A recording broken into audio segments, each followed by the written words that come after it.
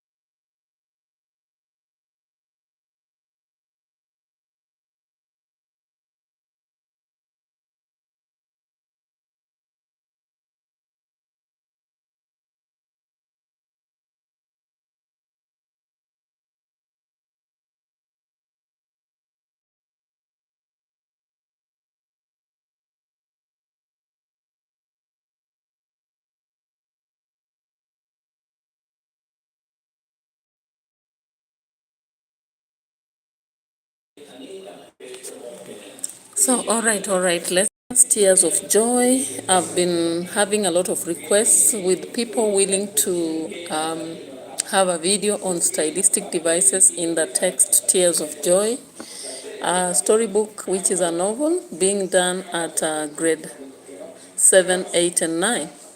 So let's look at the stylistic devices. Of course, I'll be showing the notes and talking about it. So the first stylistic device that is prominent in Tears of Joy is flashback. And flashback is shown this way on page 3. We can actually see that there is a recollection of the short teacher who always told the students about Lady Luck. And we see this happening when it is past overdue. We also have a flashback on page 86. Okoyo recalls how Mzee Oruako had thrown them out of his house without betraying his emotions as their landlord. He did not even wait that they look at what he's doing. He just locked the door in their absence and left. There was no need to be there because he did not want to show his empathy, and that could make him look like a pauper. We also see flashback on page 3 up to page 55. The story takes us through a flashback of the time when Okoyo Effendi and their mother Hakina used to live. So we see that the story reminds us that when Mzee Pasiliano was well, he came up one day and began to lose his memory. He lost his ability to speak, and he even poured hot water on himself. And after that, he had to disappear from home. When he came back, he poured hot water on himself, and that is how he was taken to hospital. After that moment, the family was evicted from the school where he used to be the head teacher, and he went to hospital where he has stayed for so many years. So we realized that the mother used to vend vegetables, and she later collapsed in their house, dying, right? We also have the style of metaphor. I hope by now the students at grade 8, 7, and 9, you understand style known as metaphor, the direct, comparison. Now, when you look at Tears of Joy, we have a lot of metaphors. For example, on page 84 gives us the following metaphor. They felt they were kings in their own right. Page 48 also tells us those types of dogs were angry lions. And page 88, the streets made them wounded buffaloes. Let's check at the notes, just in case you need this. Please look at that. All right. The next style is onomatopoeia. So when you look at onomatopoeia in the text, you realize that we have the word echoed on page 103, snored on page 102, grinned on page 95, sprang on page 20, flickered on page 45, throbbed on page 55, drizzle on page 43, trekked on page 43, whistled on page 20, sobbing on page 20, chuckles on page 81, knocked page 102, choked page 90, whispered page 49, whined page 93, screamed page 92, yelling and crying page 91, scrubbed page 89, brushed page 87, drip page 83, huddled page 83, whistling page 83, chuckled page 81, shrugged mumbling page 81, swinging page 74, cracked page 104, rushed page 104. We also have another style known as dialogue. Dialogue comes in the text when you look at page 4 up to 7. Page 4 up to 7, of course, you will see a dialogue there. There is a dialogue between Hakina, the mother to the two children who are later orphaned, as she is struggling to explain why their father has been hospitalized for 14 years and what exactly happened. So we see the children are curious about the situations and the mother is explaining everything. When you check on page 70, you will see that Afandi and the sister who hired her during the introduction makes her feel at home, and that comes on page 70. Between page 84 and 87, we have a dialogue. Okoyo talks to the street children and they suspect that he is snitching on them, revealing their location to the police, and he convinces them that he's not after that. He is only listening to them with a good mission. We also see that there is a conversation involving Afandi, Nafula, and the sister who hired her when she appreciates the ability of Afandi to chop vegetables very well, and her daughter reminds her that she should be taking Afandi to a vocational course where she can learn, use such skills in something formal. There is another conversation on page 25 up to 29. The nurse talks both to Okoyo and Afandi, explaining to them what happened to their mother as Okoyo's stomach was feeling strange. And Alia asks them to hope for the best, wanting to know about their relatives, then pleading with them to eat. Page 81 to 82 has another dialogue. Okoyo talks to Peter and he finds out what he's doing, then shares their challenges. The uncle to both kids talks to them, sending them away from the home after the burial of their mother. And so we see that he is telling them that they need to go look for their relatives wherever they are. Page 57 has a dialogue where Okoyo talks to Madam Alice, complaining of his lateness, and he apologizes. We also see Emily talking to him. Between page 90 and 92, there is a conversation between Micah and Okoyo. Then later, the street girl leader talking to Okoyo. We also see another dialogue on page 98 up to 100, where Okoyo and the officer in charge of education communicate as the children share why the set plan is important for them. Between page 78 to 79, there is a dialogue between Osea and the woman representative about the plans to save the children. So let me show you the notes before I go to the next slide. Okay.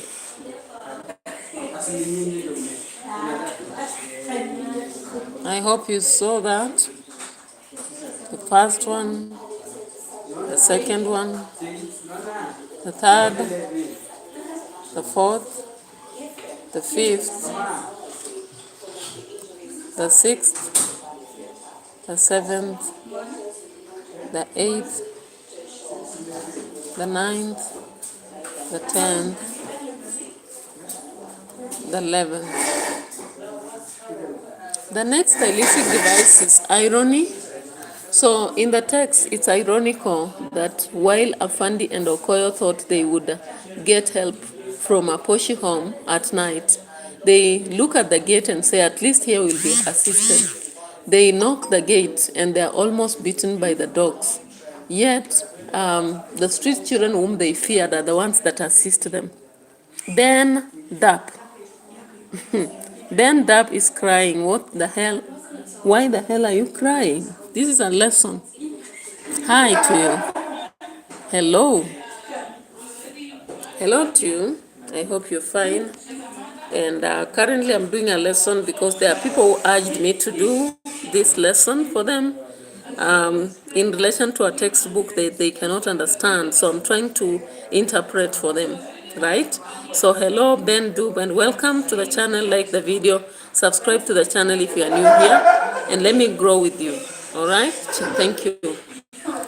So the next illustration for irony is the guards at Mheshimiwa's home exaggerate an alarm and call the young kid robbers, yet they are simply seeking assistance. When we reach page 39, we see how ironical it is for Uncle Murano, who had not contributed anything towards the funeral of the mother, to that the children would pay bride price, that they would have to pay bride price because if they don't, they would attract a curse. On page 31, Okoyo found it ironical that she would die when she had been very fine in the morning. Ben Dupe, you're saying your language is French? Okay. Yeah, so he also wondered how the mother could die in the presence of such expert doctors and kept asking them to give more medicine to the mother. We also see irony when Okoyo was sent to seek help from the landlord. He was very afraid and hopeless, yet when he tried to talk to him, the landlord actually listened and rushed their mother to hospital. He was kind and understanding as opposed to their thought on page 19. Again, it is also ironical for Orwako, who was tough with a heart of a stone, to lock the house for the children in their absence. If he's really that tough, he should lock in their presence, right? Page 102, we see another irony. Wazito, the most feared street group, had agreed to take part in the mobilization efforts.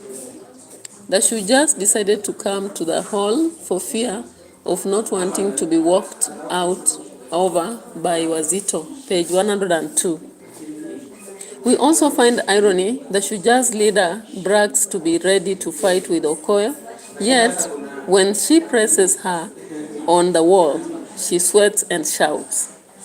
The Shujas are almost running away, yet the police are there to rescue them because they feel they'll be attacked. That is page 94.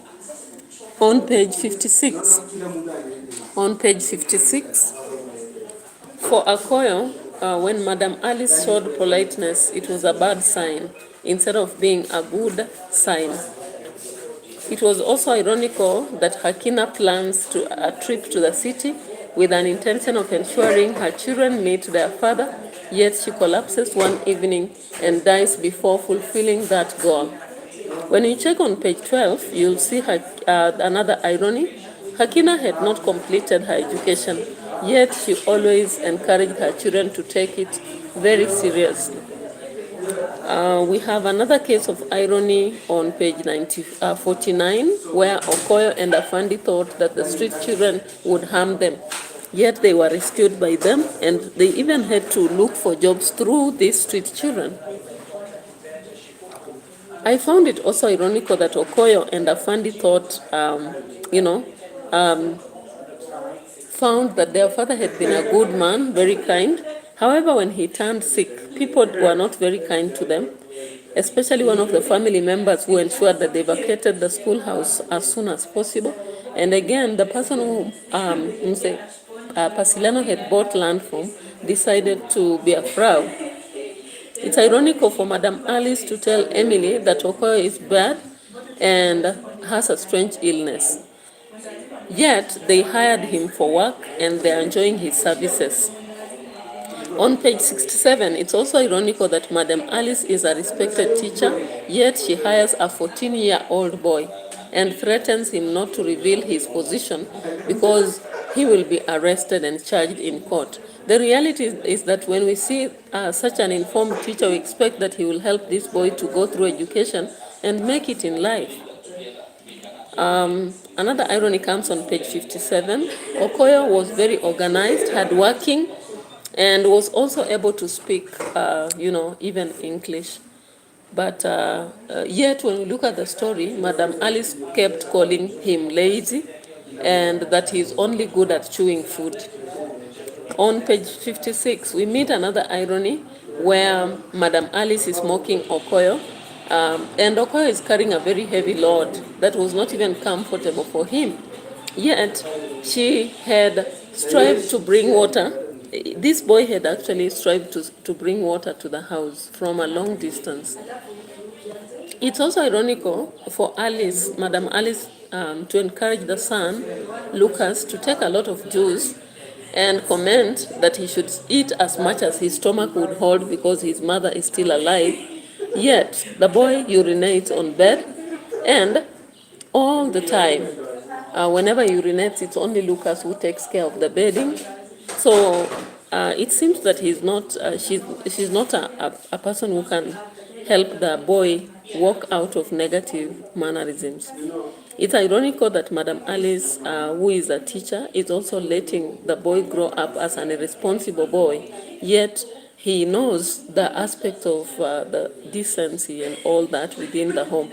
You can check that on page 62. Once you get to page 64, you'll see that it's ironical for a teacher to let the son leave mattresses full of urine.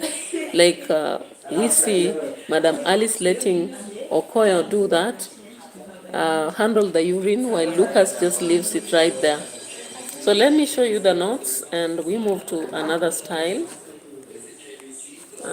Right there. I hope you can see that. You can also see that. All right, right there. The next is here. We have this, this, this. We have that, this, this, this. That over there, this one, this, that, this, and that. The next style is vivid description. When you look at the notes ahead of us, on page 69, there is a clear, vivid description. The doctor's home was admirable, considerate, rich, and with beautiful home occupying a quarter of an acre in Moka town. There were a few trees around the big house, grass and a fence, which was well trimmed and beautiful scenery with a one-story house having reflective wide glass windows. The second vivid description comes on page 98. The walls of Moka have posters and photos showing the leaders' achievements and charts on what plans the leaders have. We also see on page 23. Page 23, we have this vivid description. The nurse from ER was followed by a tall, stern-looking doctor. Their expressions were grave as they surveyed the room. Page 98. The officer in charge of children was a middle-aged man with a friendly face that had been seen on television, having accompanied the woman representative. Okoyo greatly sympathized with Lucas. He was diagnosed a disorganized person. At 12 years old, he brought his room clean. That was not bad enough. He could keep his dirty socks in the same place as his half-eaten chocolate bars. Occasionally, Okoye would find his mathematical set in the kitchen, his toothbrush in the kitchen cabinets, and all that. That's page 62. You can check on that. Page 90 has another vivid description. The girl, slightly made braver by his tension, approached him. She was a thin girl of about 16. Her smile to be their leader. She was a thin girl of about 16. Her smile was toothy. She looked like she was trying to snarl like a cub stalking its prey. She deliberately pushed her hand into the pocket of her torn pairs of trousers. His chest heaved. She intended to pass a message. You can check that on page 90. Page 82 has the following vivid description. A scruffy boy with a scar on his cheek. Eyes Okoye. Another one on page 84.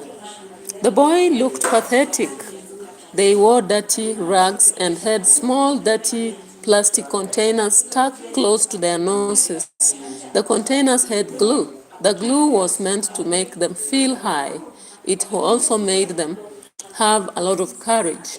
You can check that on page 84.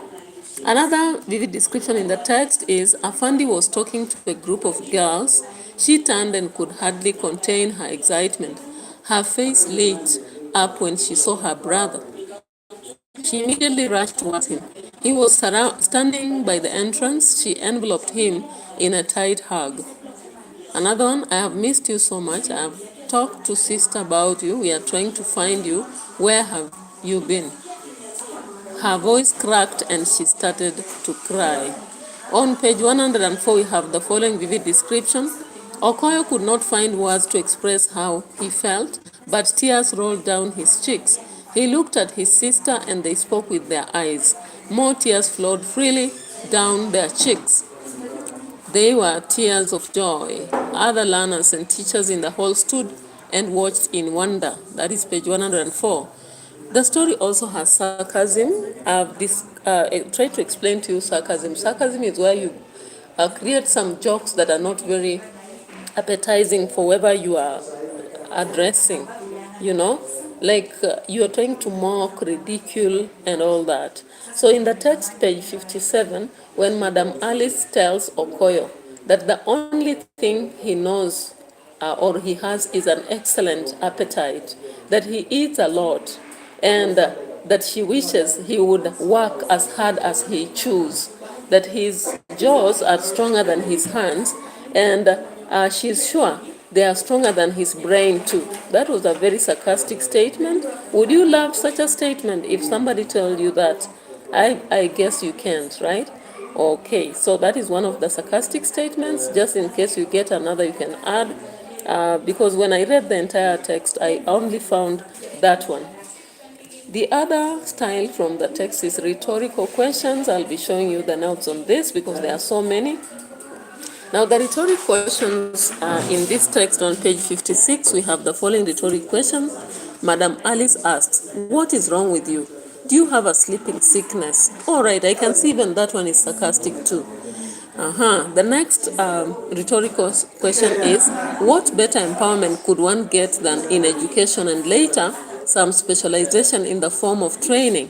That is page 75. Page 31, Okoye asked himself, how could someone now tell them that she was no more?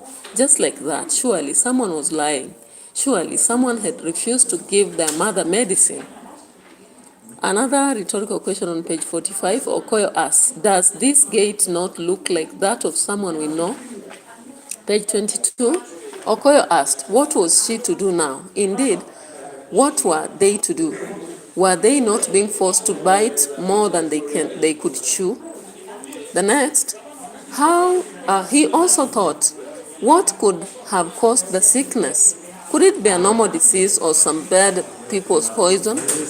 How could someone who had left the house so happy and healthy come back almost lifeless? Okoye had also asked the nurse, is she all right? That is page 23. Of course, he knew that the mother had died, but he is in shock, so he asks such a question. The other question is on page 92. Okoyo asked the leader of the Shujas group, will you be having the girls on your life to protect you like the small girl? On page 17, Okoyo asked what was happening to their mother. What were they going to do? Page 78, Osea asked the woman representative, do you know these street groups have apportioned themselves territories? Do you know they harass residents? Page 88, Micah asked, what do we get when we stay on the streets? Food from dustbins? Taking a bath only when it rains?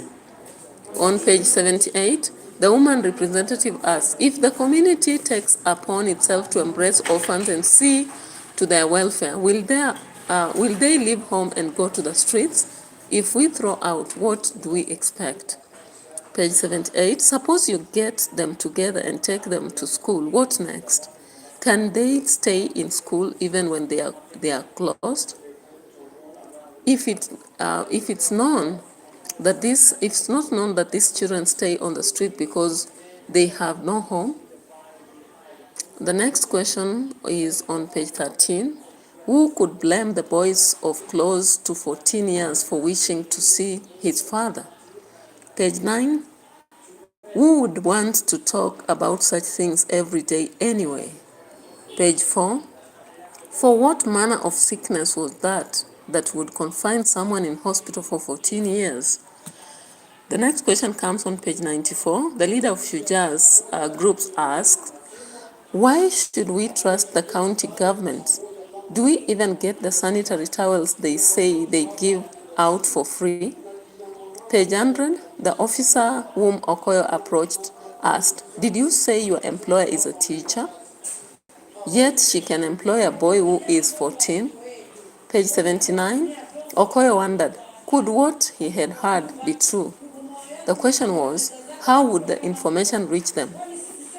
Page 59, there's another rhetorical question. Okoyo asks himself, why would Madame allow his son to say such things about him? What were they teaching this small girl? There is also use of proverb in this story. The Tears of Joy has the following proverbs, at least 3. In case you get another, you can add. Proverbial sayings, of course. The first one is, a puppy forgets not the squatting act of its mother. A puppy forgets not the squatting act of its mother. The second one comes on page 38. Lightning does not strike the same tree thrice. Another one is on page 69. Not even crocodile has 1,000 teeth. There is also a song in the story. Okoyo composes a song about his state and sings it before leaving Madame Alice's home. He defines himself as an orphan whose mother died and the father was sick, and yet he was forced to wash dishes, clothes, mopping floors, and cooking. There is use of simile in this story. I'll have to show that because there are many. So you check on page 69, you'll find the following simile. Reflected like mirrors, page 69. Page 71, the blenders were like a magic wand. Page 72, have fingers like an artist. Page 53, the houses were like castles with manicured gardens. Page 33, it felt like a horrible dream. Page 48, it sounded like a few sets of huge foot drums in an orchestra being hammered mercilessly. The next simile is, she looked like she was trying to snarl, like a cub stalking its prey. Then 1 or 3 looked like he had seen a ghost. The last simile is, it was like being a sculptor. Then the next style I found in this story was the use of idiomatic expressions. Of course, we have 5 of them. The first one is, they would disappear into thin air. That is page 101. Another one on page 101 again, would have crossed that bridge. Page 12, we have found it hard to make ends meet. Page 91, Okoyo had a thing or two up his sleeve. and page 82, Okoyo's heart sank. The next style is personification. Of course, I've been explaining that in most of the grade 7, 8, 9 stories. And so in Tears of Joy, you also have personification, where you give human qualities to things that are inhuman, right? Yeah, so one of it comes on page 83. The sun's rays descended mercilessly on Okoyo's bare head. The second illustration comes on page 44. The night was mercilessly cold. Page 49, the flames danced in the wind. Page 43, tomorrow would take care of them. Page 83, a single cloud could offer respite from scorching rays. Then we have the last style, which is allusion. Allusion comes on page 44 when Okoyo believes that if they knock the door, it will be opened for them. And so they decide to knock the big gate of the Poshi house on page 44. Now I'll give a sample question to you. So please work on this. So the excerpt that I'm going to derive from Tears of Joy is this. Do not lose hope so soon, Okoyo encouraged as they waited for a response. As you have said, anybody can see that a girl and a boy are harmless. I agree with you on that. Who is there? A voice asked at last. What do you want at this hour? Mheshimiwa? The voice made the children aware that they were out of luck, but what made this fact clearer was what followed the voice closely: deep growls, snarls, and barks. The growls sent cold chills down their spines. Their blood raced very fast. An encounter with guard dogs at that hour of the night could mean their end. It was almost 10 in the night, a time when people were in bed asleep except for the night guards. None of them had a voice to speak. Truth be told, what they wanted now was to be as far from that place as possible. Run! Afandi shouted, almost screaming. They'll set the dogs on us. Let us save ourselves. So the first question I would ask from this excerpt is, if you were the two kids, what would you have done? The second question is, why did the guards take time to open the gates? The third question, was it right for them to run? Why? Then last question, identify and explain any one style from the above excerpt. So bye-bye for now. I hope you've enjoyed. We've taken 33 of your minutes, and I hope in the process you've learned something. Bye-bye.